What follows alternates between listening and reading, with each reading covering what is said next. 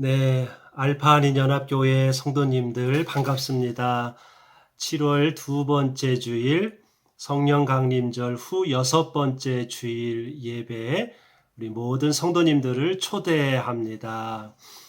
7월 둘째 주일인데요. 지난 일주일은 아주 가장 무더운 여름철이었습니다. 코로나19로 가정에서 지내는데 거기에 날씨까지 더워서 우리가 이번 일주일은 지내기가 많이 힘들었습니다. 성도님들 더위 잘 견디시고 모두 건강하시기를 빕니다. 우리 성령님께서 우리 생명의 능력을 부어주셔서 성도님들 여름철에 지치지 않도록 늘 강건하도록 붙들어 주실 줄로 믿습니다. 이제 우리 다 함께 2020년 7월 12일 7월 두 번째 주일 성령 강림절 후 여섯 번째 주일 가정 예배를 우리 함께 드리겠습니다. 악한 자들이 잘 된다고 해서 속상해하지 말며 불의한 자들이 잘 산다고 해서 시세워하지 말아라. 그들은 풀처럼 빨리 시들고 푸성기처럼 사그라지고 만다. 주님만 의지하고 선을 행하여라. 이 땅에서 사는 동안 성실히 살아라. 기쁨은 오직 주님에게서 찾아라. 주님께서 내 마음의 소원을 들어주신다. 내 갈 길을 주님께 맡기고 주님만 의지하여라. 주님께서 이루어 주실 것이다. 너의 의의를 빛과 같이 너의 공의를 한낮의 햇살처럼 빛나게 하실 것이다. 잠잠히 주님을 바라고 주님만을 애타게 찾아라. 가는 길이 언제나 평탄하다고 자랑하는 자들과 악한 계획도 언제나 이룰 수 있다는 자들 때문에 마음 상해하지 말아라. 진실로 악한 자들은 뿌리채 뽑히고 말 것이다. 그러나 주님을 기다리는 사람들은 반드시 땅을 물려받을 것이다. 조금만 더 참아라. 악인은 멸망하고야 만다. 아무리 그 있던 자취를 찾아보아도 그는 이미 없을 것이다. 겸손한 사람들이 오히려 땅을 차지할 것이며 그들이 크게 기뻐하면서 평화를 누릴 것이다. 아멘. 주님을 끝까지 믿고 기다리는 사람, 그리고 겸손한 사람들이 이 땅을 차지할 줄로 믿습니다. 공동 기도를 드립시다. 사랑의 하나님, 7월 두 번째 주일 성령 강림절 후 여섯 번째 주일 예배를 드리며 자비로우시고 진실하신 주님을 찬양합니다. 2020년 하반기를 주님과 함께 시작하오니 저희들의 발걸음에 동행하여 주시고 저희들의 몸과 마음이 아프지 않도록 저희들을 지켜 주옵소서. 뜨거운 여름철을 지내며 주님의 은혜를 찬양합니다. 자연과 함께, 가족과 함께, 이웃과 함께 기뻐하고 휴식을 취하는 여름철 되도록 인도하여 주옵소서. 코로나19로 인해 격리 생활하는 저희들을 위로하시고 저희들의 삶이 지치지 않도록 붙들어 주옵소서. 온 세상을 짓누르는 전염병을 물리쳐 주셔서 2020년 하반기에는 모든 생명이 건강하고 행복하고 기쁨 넘치는 삶을 살도록 역사하여 주옵소서. 예수 그리스도의 이름으로 기도하옵나이다. 아멘. 하나님께서 말씀하신다. 마지막 날에 나는 내 영을 모든 사람에게 부어주겠다. 너희 아들들과 딸들은 예언을 하고 너희의 젊은이들은 환상을 보고 너희의 늙은이들은 꿈을 꿀 것이다. 아멘. 이제 캐나다 연합교회 새신조로 우리의 신앙을 함께 고백하시겠습니다. 우리는 홀로가 아닙니다. 하나님의 세계에서 삽니다. 우리는 하나님을 믿습니다. 만물을 창조하셨고 지금도 창조하시며 화해시키고 새롭게 하기 위하여 말씀이 몸을 이룬 예수님 안에 오셨으며 우리와 남들 안에서 성령으로 역사하십니다. 우리는 하나님을 신뢰합니다. 우리는 교회를 이루라고 부름받았습니다. 하나님의 임재를 찬양하고 우주 만물을 존중하며 살고 남들을 사랑하며 섬기고 정의를 추구하며 악에 항거하고 십자가형을 당하시고 살아나셔서 우리의 심판자와 희망이 되신 예수님을 선포하라고 부름받았습니다. 삶에서 죽음에서 죽음을 넘는 삶에서 하나님이 우리와 함께 하십니다. 우리는 홀로가 아닙니다. 하나님께 감사드립니다. 아멘. 283장 나 속죄함을 받은 후 283장입니다. 옛날 찬송가는 183장, 옛날 찬송가는 183장, 새 찬송가 283장입니다. 나 속죄함을 받은 후 한없는 기쁨을 다 헤아릴 수 없어서 늘 찬송합니다. 나 속죄받은 후 주를 찬미하겠네. 죄 용서받고 주님의 자녀가 된 이 기쁨을 우리 함께 찬양하겠습니다.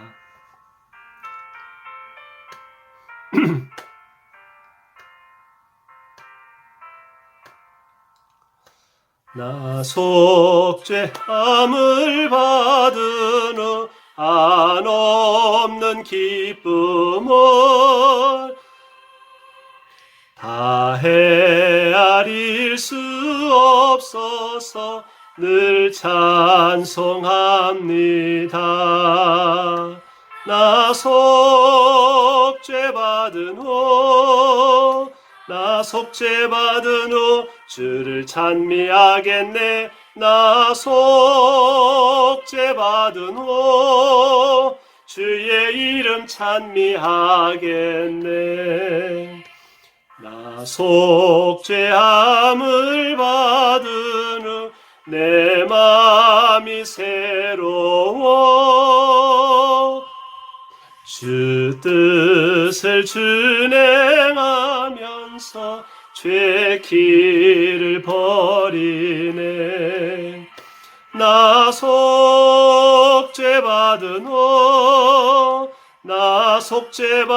후 주를 찬미하겠네. 나 속죄받은 후 주의 이름 찬미하겠네.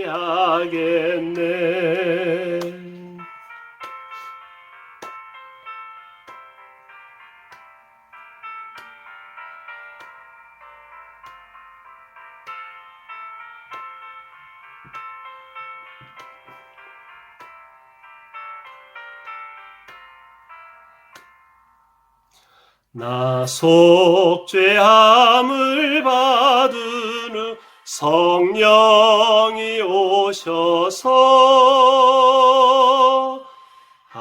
나 자녀 된 것을 곧 증언합니다. 나 속죄받은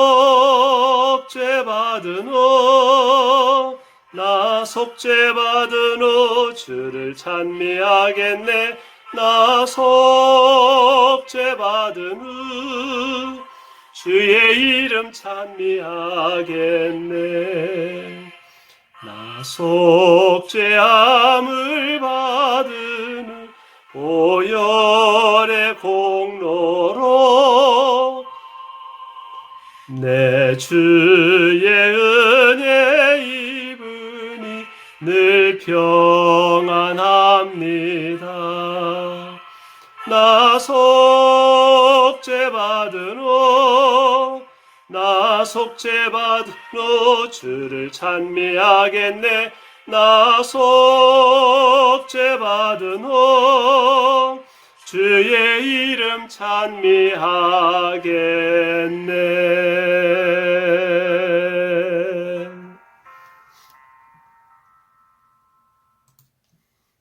아멘. 속죄받은 후 우리 함께 찬양을 했습니다. 오늘 주시는 이번 주 성서일과의 말씀은 우리가 잘 아는 에서와 야곱 이야기입니다. 창세기 25장 19절에서 34절입니다. 다음은 아브라함의 아들 이삭의 족보이다. 아브라함이 이삭을 낳고 이삭은 40살 때에 리브가와 결혼하였다. 리브가는 밧담 아람의 아람 사람인 부두엘의 딸이며 아람 사람인 라반의 누이이다. 이삭은 자기 아내가 임신하지 못하므로 아내가 아이를 가지게 해달라고 주님께 기도하였다. 주님께서 이삭의 기도를 들어주시니 그의 아내 리브가가 임신하게 되었다. 그런데 리브가는 쌍둥이를 배웠는데 그 둘이 태안에서 서로 싸웠다. 그래서 리브가는 이렇게 괴로워서야 내가 어떻게 견디겠는가 하면서 이 일을 알아보려고 주님께로 나아갔다. 주님께서 그에게 대답하셨다. 두 민족이 너의 태안에 들어있다. 너의 태안에서 두 백성이 나뉠 것이다. 한 백성이 다른 백성보다 강할 것이다. 형이 동생을 섬길 것이다. 달이 차서 몸을 풀 때가 되었다. 태안에는 쌍둥이가 들어있었다.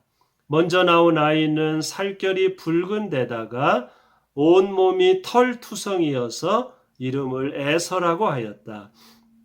이어서 동생이 나오는데 그의 손이 에서의 발 뒤꿈치를 잡고 있어서 이름을 야곱이라고 하였다.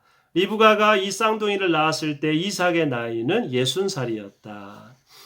두 아이가 자라 에서는 날쌘 사냥꾼이 되어서 들에서 살고 야곱은 성격이 차분한 사람이 되어서 주로 집에서 살았다. 이삭은 에서가 사냥해온 고기의 맛을 들이더니 에서를 사랑하였고 리브가는 야곱을 사랑하였다. 한 번은 야곱이 죽을 끓이고 있는데 에서가 허기진 채 들에서 돌아와서 야곱에게 말하였다. 그 붉은 죽을 좀 빨리 먹자. 배가 고파 죽겠다. 에서가 붉은 죽을 먹고 싶어 하였다고 해서 에서를 에돔이라고도 한다. 야곱이 대답하였다. 형은 먼저 형이 가진 맏아들의 권리를 나에게 파시오. 에서가 말하였다. 이것 봐라.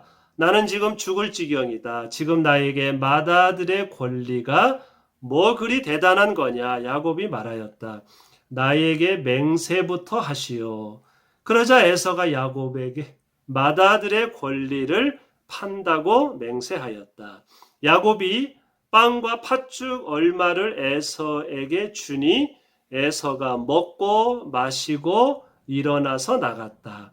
에서는 이와 같이 맏아들의 권리를 가볍게 여겼다. 아멘. 오늘 이번 주 성서일과 말씀은 우리가 잘 아는 창세기 25장 에서와 야곱의 이야기입니다.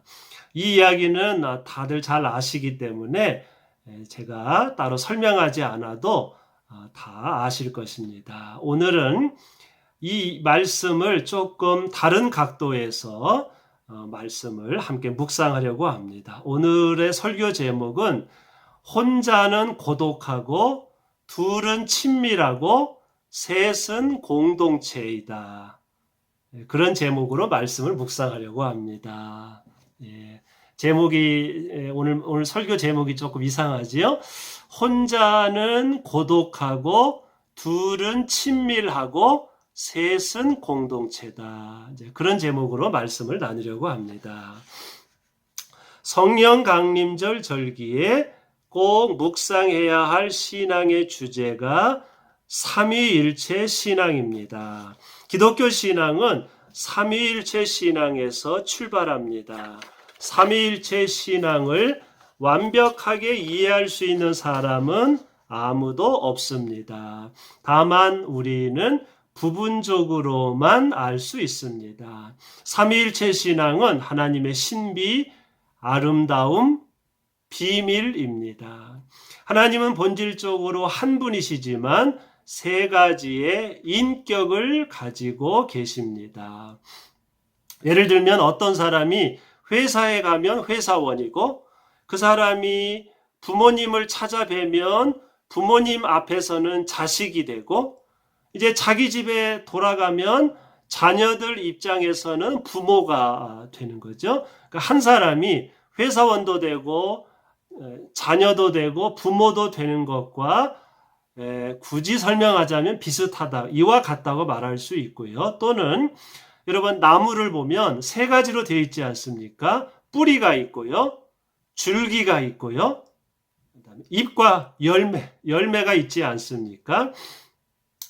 뿌리와 줄기와 잎이 모여서 나무가 된 것과도 같다고 말할 수 있습니다. 하나님을 한 분으로 고백하는 것보다는 삼위일체 신앙으로 고백할 때 우리의 신앙은 더 깊어지고 풍성해집니다. 옛날 히브리 사람들은 자연을 통해서 그리고 자신들을 이집트에서 해방시켜 주신 그 구원의 경험을 통해서 창조주 하나님을 만났습니다. 옛날 갈릴리 사람들은 하나님 나라를 가르치시고 병자들을 치료하시고 가난한 이들을 먹이시는 예수님을 통해서 성자 하나님, 성자 예수님을 만났습니다. 초대교회 교인들은 불처럼 비둘기처럼 임하셔서 자신들을 변화시켜 주시는 보혜사 성령님을 체험하였습니다. 이런 신앙이 모여서 삼위일체 신앙이 되었습니다. 그렇다고 해서 성부, 성자, 성령께서 시대순으로 나타나신 것은 아닙니다. 이미 저 옛날 성부 하나님께서 세상을 창조하실 때 성자 예수님은 말씀으로 하나님과 함께 계셨고 성령님은 영으로 수면 위를 운행하시며 창조를 실천하셨습니다. 성부, 성자, 성령께서 함께 모였을 때 하나님의 사랑과 자비, 정의와 평화, 기쁨과 구원, 치유와 회복이 온전하게 드러나게 됩니다. 이 성령 강림절 절기를요, 저희들이 6월, 7월, 8월 지키고 있는데요.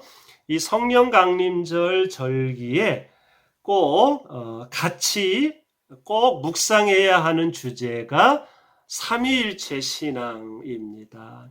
기독교 신앙은 이 삼위일체 신앙에 서 있습니다. 그래서 이 삼위일체 신앙이 참 이해하기가 어렵습니다. 한 분이신데 세 분의 인격이 있다. 이게 참 이해하기가 쉽지 않은데요. 그럼에도 불구하고 성경은 창조주 하나님, 그다음에 갈릴리에 오셔서 하나님 나라를 선포하신 말씀이 육신이 되신 성자 하나님 예수님, 그다음에 초대교회를 일으켜 세우신 우리의 마음을 뜨겁게 해주시고 우리를 치료하시고 진리를 깨우쳐 주시고 우리를 보호하시는 성령님, 이 세 가지 신앙을 우리 옛날 성도님들이 체험했고 그래서 삼위일체 신앙이 되었습니다. 하나님께서 세상을 창조하실 때부터 성부 하나님께서 세상을 창조하실 때 말씀이 육신이 되신 말씀이신 예수님은 하나님과 함께 세상을 창조하시고 그리고 창세기에 보면 성령이 하나님의 영이 수면 위에 운행하였다고 했죠. 성령은 창조를 직접 실천하시고 이렇게 성부, 성자, 성령께서 창조 때부터 지금까지 우리와 함께 하시고 때로는 창조주 하나님으로 때로는 예수님의 말씀을 통해서 때로는 비둘기 같고 불 같은 성령을 통해서 우리를 이끌어 주시고 우리를 깨우쳐 주십니다.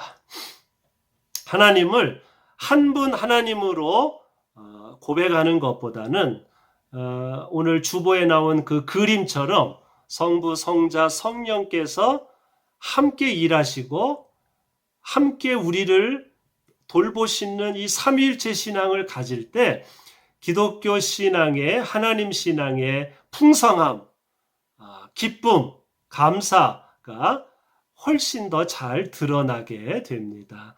우리가 완벽하게 삼위일체를 이해할 수는 없지만 이 삼위일체 신앙을 묵상할수록 우리는 하나님께서 얼마나 풍성하시고 얼마나 은혜가 많으시고 얼마나 우리를 사랑하시는지를 더 많이 더 깊게 느낄 수가 있습니다. 자, 조금 더 자세하게 살펴보겠습니다. 혼자는 고독하고 둘은 친밀하고 셋은 공동체이다라는 말이 있습니다. 첫째로 사람은 혼자 있을 때 고독해집니다. 고독과 외로움은 다릅니다. 외로움은 혼자 있는 것을 싫어하지만 고독은 혼자 있는 것을 좋아합니다. 우리는 홀로 있을 때 자신을 돌아보고 하나님을 가까이 찾게 됩니다. 예수님도 바쁜 공생애 중에 이른 아침 홀로 산에 올라가 기도하셨습니다. 고독은 좋은 것입니다. 누구나 혼자 있는 시간이 필요합니다. 고독을 통해서 우리는 하나님과 깊은 대화를 하고 더 성숙한 사람이 됩니다. 코로나19로 인해 홀로 있는 시간이 많아졌습니다. 고독을 통해서 우리는 스스로 자립하는 사람, 신앙이 깊어지는 사람, 하나님을 더 가까이 하는 그런 사람이 됩니다. 둘째로 사람은 둘이 모여서 친밀해집니다. 사람에게는 고독이 필요하지만 평생 고독할 수는 없습니다. 나의 모든 것을 나눌 수 있는 배우자나 이웃이나 친구가 필요합니다. 하나님께서는 아담이 오랜 시간 홀로 있는 것을 보시고 배우자를 만들어 주셨습니다. 둘은 친밀합니다. 두 사람의 관계는 사적인 관계이기 때문에 사랑과 비밀을 나눌 수 있고 친밀한 관계를 만들 수 있습니다. 은밀하고 친밀한 관계를 나눌 수 있는 상대방이 있는 사람은 행복한 사람입니다.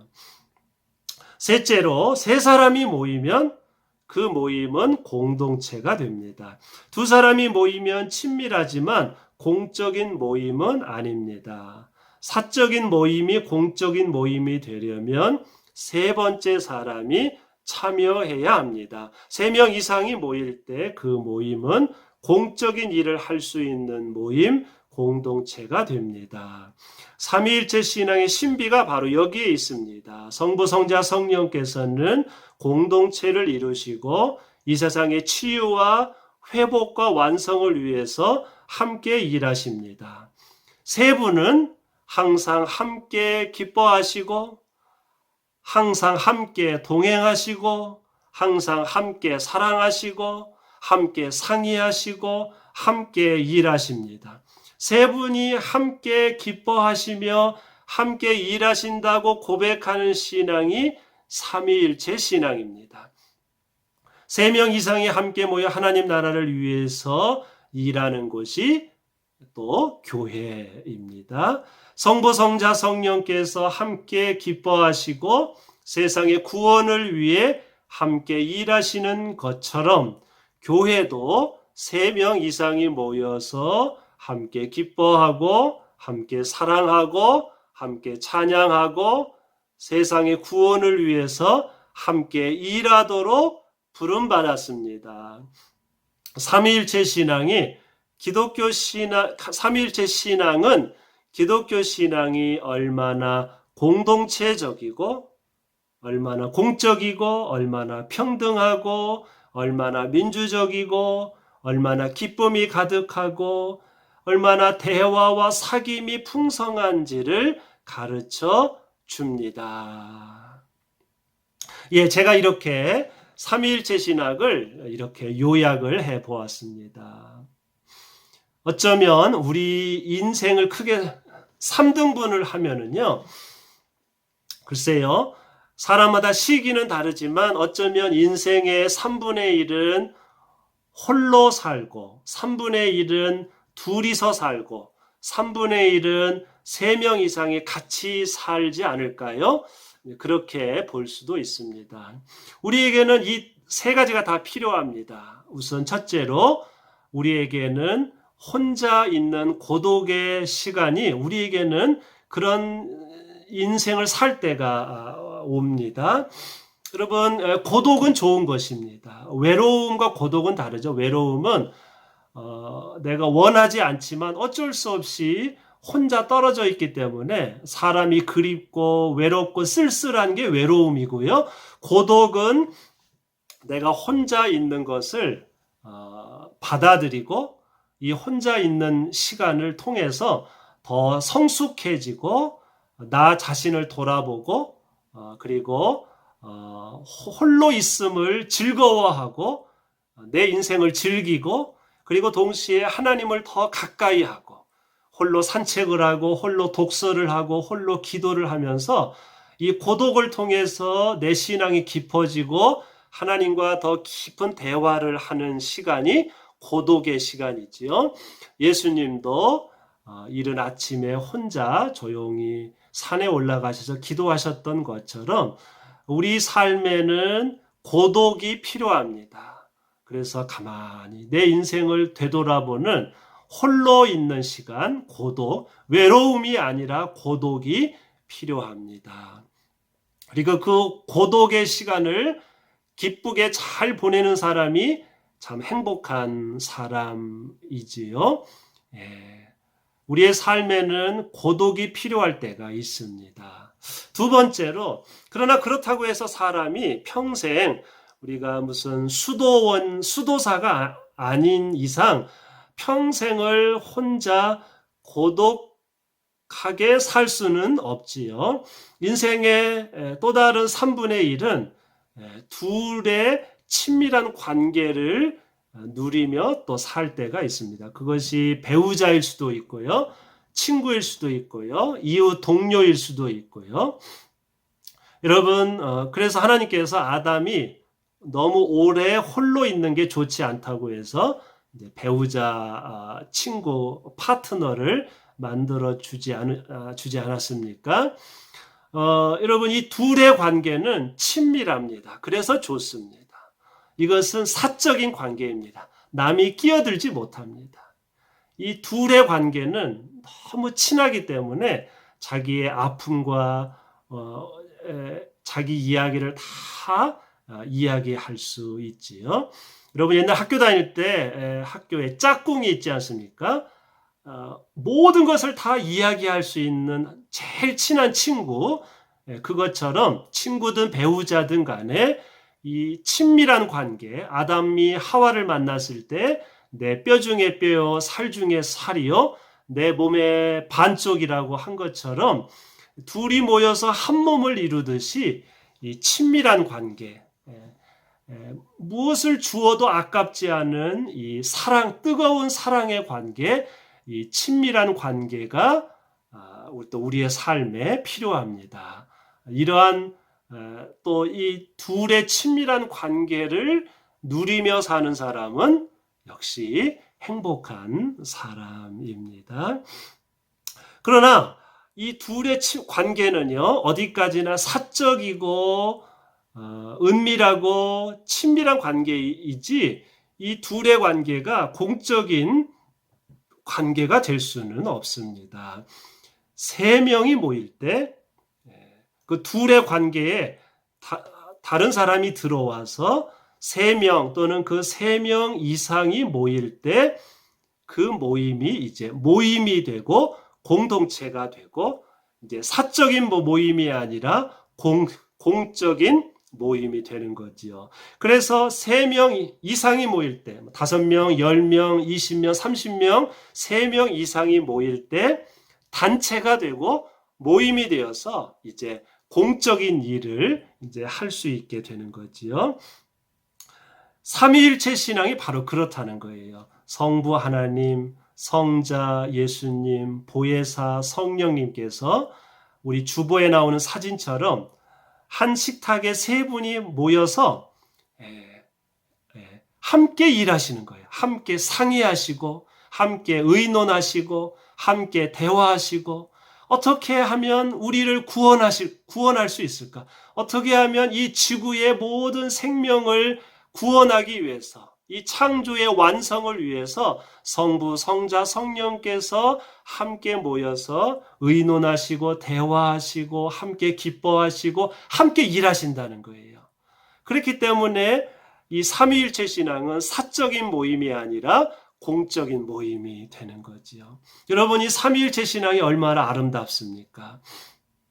마찬가지로 교회도 혼자 교회를 이룰 수 없고요.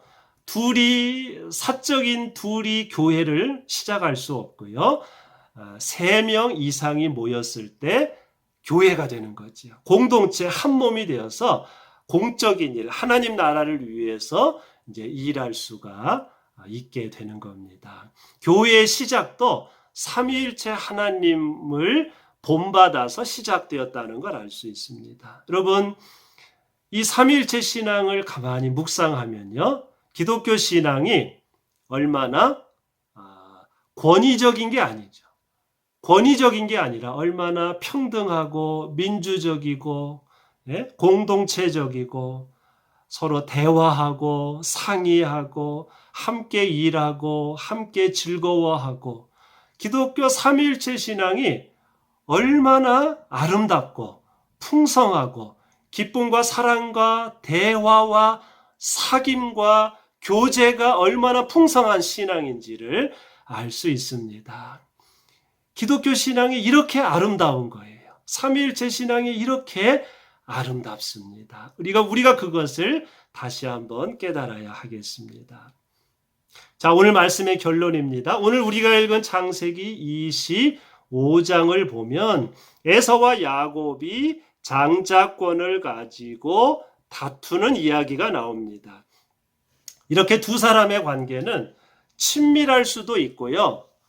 또 이렇게 형제가 원수가 될 수도 있습니다. 가장 가깝기 때문에 두 사람이요, 죽고 못 사는 사이가 될 수도 있고 원수가 될 수도 있습니다. 또한 아버지 이삭은 에서를 사랑하였고 어머니 리브가는 야곱을 사랑하였습니다. 마찬가지로 이 이삭과 에서 부자 관계, 리브가와 야곱 모자 관계는 친밀하지만 이게 둘의 관계잖아요. 각각 따로따로 서로 좋아했잖아요. 그래서 친밀하지만 가족 전체의 덕이 되지 못하고 사적인 관계에 머문다는 것을 알 수 있습니다. 하나님께서는 에서와 야곱에 개입하셔서 20년 이상 그들을 떨어뜨리시고 그들을 연단시켜 주셨습니다. 에서와 야곱이 그 둘 사이에 세 번째 하나님을 만났을 때 에서와 야곱은 화해할 수 있었습니다. 혼자는 고독하고 둘은 친밀하고 또는 반대로 원수가 되기도 하고, 그러나 셋이 모이면 화해하고 공동체가 된다는 것을 알 수 있습니다. 그래서 둘 사이에, 부부 사이, 형제 사이, 자매 사이, 남매 사이, 친구 사이, 동료 사이에 두 사람이 모인 곳에 하나님께서 함께 하셔야 두 사람의 모임이 건강하고 공적인 모임이 됩니다. 삼위일체 신앙은 우리의 삶과 신앙이 관계 중심이 되어야 하고 공적인 신앙이 되어야 하고 대화와 협력과 사귐의 신앙이 되어야 한다는 것을 깨우쳐 줍니다. 우리는 때로는 홀로 있는 시간도 필요하고요. 또 때로는 둘이 또 지내는 시간도 필요합니다. 하지만 거기에 멈추지 말고 더 나아가서 3명 이상이 함께 모여야 할 것입니다. 그리고 함께 교회를 이루어서 우리가 함께 기뻐하며 함께 일해야 할 것입니다. 삼위일체 신앙을 묵상하며 기독교 신앙이 얼마나 풍성한지 관계와 사귐의 기쁨을 체험하는 우리들이 되어야 할 줄로 믿습니다. 아멘. 사랑의 하나님, 성령 강림절을 맞아 삼위일체 신앙의 신비와 아름다움을 묵상하게 하심을 감사합니다. 홀로 있을 때는 주님을 가까이 모시고, 둘이 있을 때는 친밀한 관계를 갖고, 셋이 모여서는 공동체를 이루어 하나님 나라의 공의를 위해서 일하게 하옵소서. 하나님, 2020년 하반기를 시작하며 감사하는 마음으로 봉헌하오니 봉헌하는 성도님들을 축복하시고 이 헌금이 하나님 나라의 기쁜 소식을 전하는 데 쓰여지게 하옵소서. 예수 그리스도의 이름으로 기도하옵나이다. 아멘. 찬송가 447장 이 세상 끝날까지, 옛날 찬송가는 448장, 새 찬송가는 이 세상 끝날까지, 주 섬겨 살리니 내 친구 되신 주여 늘 함께 하소서.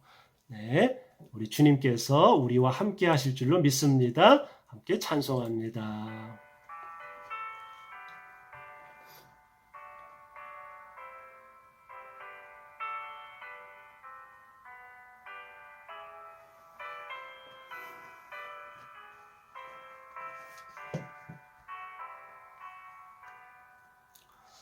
이 세상 끝날까지 주 섬겨 살리니 내 친구 되신 주여 늘 함께 하소서.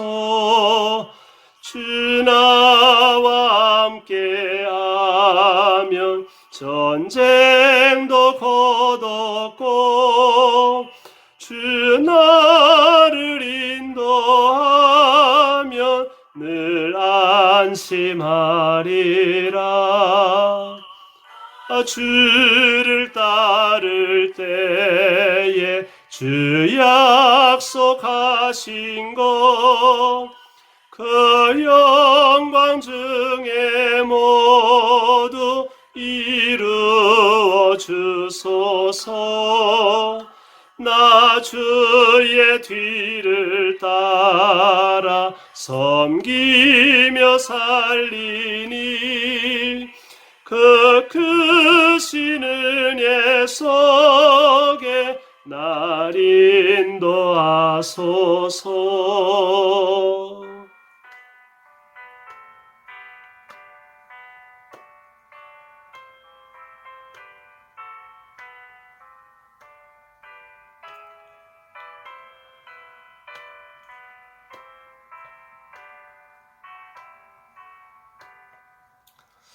이 세상 온갖 시험 내 마음을 흔들고 저 악한 원수들이 안팎에 있으나 주 나를 돌보시사 내 방패 되시고 내 옆에 계신 것을 늘 알게 하소서. 저 영광 빛난 곳을 주 허락했으니 그 허락하신 곳을 늘 사모합니다. 끝까지 쉬지 않고 주 따라가리니 주 넓은 사랑으로 늘 인도하소서. 아멘.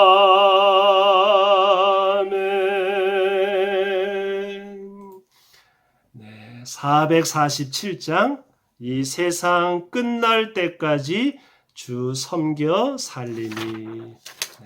너무도 좋은 찬송을 함께 불렀습니다. 기도하겠습니다.